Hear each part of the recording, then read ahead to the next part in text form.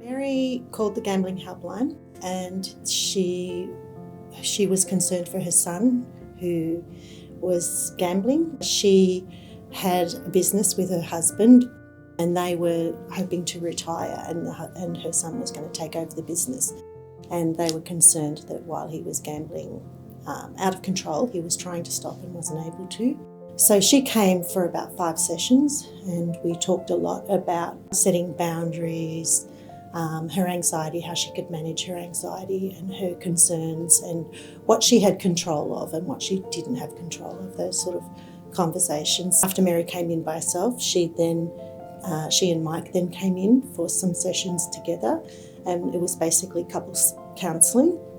So they were working on their relationship, but also on more about gambling and with Matthew, their son, on what they could do, how they could support him and what they needed to stop doing that might have been enabling them from the gambling. The other concern that they had was for Matthew's fiancée. So Martha was aware that Matthew had gambled in the past, but he had told her that he'd stopped gambling. After we had conversations together, they went back and talked to Martha, and then I saw Martha. So Martha came in for a couple of sessions on her own, and I was able to support her. We were able to talk to her about some psychoeducation around what it's like to be with a gambler, and what she needs to do to protect herself, her own money, and to check in with some boundaries that she needed to have in place.